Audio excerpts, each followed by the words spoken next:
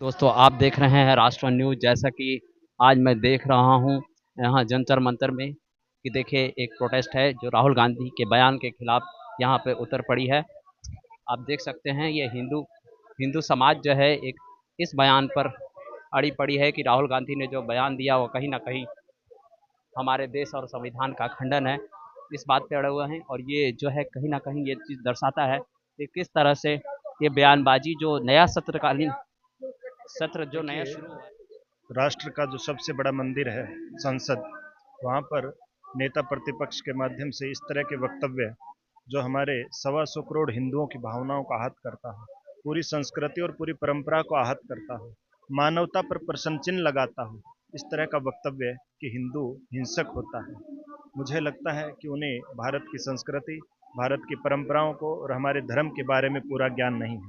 हिंदू कभी भी हिंसक नहीं है। हिंदू प्रत्येक जीव में दैवीय सत्ता का अनुभव करने वाला सनातन धर्म है।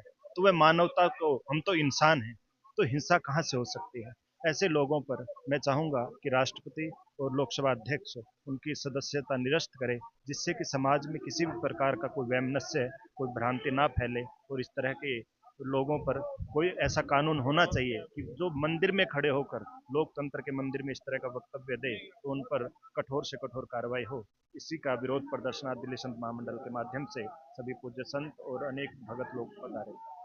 ये कार्य इतना आसान नहीं है बिकॉज क्या है कि अभी विपक्ष ने राहुल गांधी को प्रतिपक्ष का नेता चुना है और फिर आप इस तरह की बात कर रहे हैं कि उनके कार्यकाल को निरस्त किया जाए, ऐसा कैसे संभव है?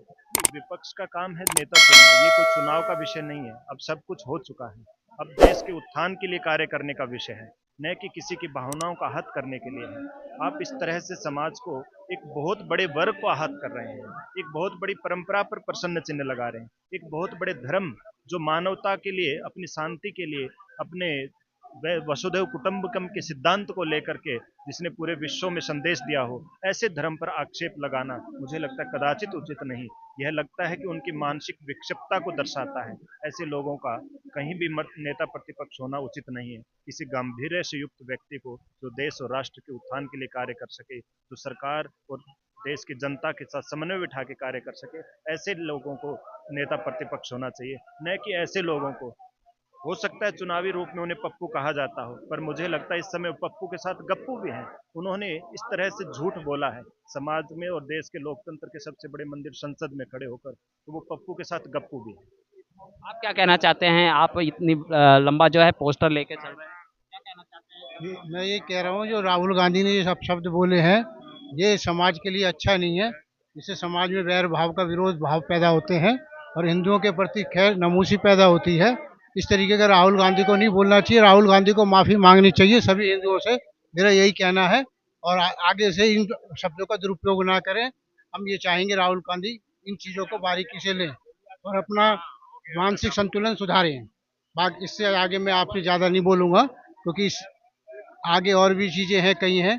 और राहुल गांधी को जहाँ तक अपने आप को संभालना चाहिए, नहीं तो उनके लिए फिर आगे रास्ता आसान नहीं रहेगा। नहीं तो कल स्पीकर बिरला जी ने जो है कार्रवाई भी की है, उनके कुछ वक्तव्य को रिकॉर्ड से हटा दिया गया है। इसको लेकर के आप संतुष्ट या खुश नजर नहीं आ रहे हैं?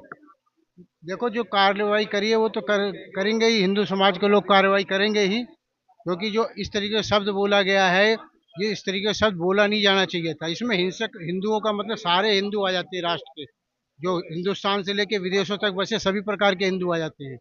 तो ये जो कार्रवाई हुई है ये तो अच्छी हुई है। इसके लिए तो हम कहेंगे कि ऐसा होना जरूरी है, क्योंकि आगे भविष्य में ऐसे सरकार आएगी तो सरकार लोगों को भी पता लगेगा कि हमारा नेता कैसा पैदा हो रहा है। तो आगे की क्या रणनीति है आप लोग? आगे की रणनीति ये है कि हम लोग हिंदू समाज के लोगों को पसंद करते हैं और जो हिंदुओं को सपोर्ट करते हैं उसको पसंद करते हैं। और अगर इस तरीके के हिंदुओं के करीब हिंसक बोला जाएगा तो हम उसको बर्दाश्त नहीं करेंगे। हम आंदोलन करेंगे और आंदोलन में बराबर सहयोग करते रहेंगे और खड़े डट के खड़े रहेंगे इस विरोध में। और राष्ट्रवान न्यूज के माध्यम से आप क्या संदेश देना चाहेंगे? राष्ट्र के संदेश से कि इस प्रकार के आदमी को नेता बनाना ठीक नहीं है। ये आने वाले भविष्य में हिंदुओं के प्रति और जो 1.25 करोड़ जनता है इनके लिए नुकसानदायक रहेगा। इस प्रकार का भाषण और इस तरीके का हिंसक कहना बिल्कुल गलत है और इस तरीके से नहीं बोलना चाहिए।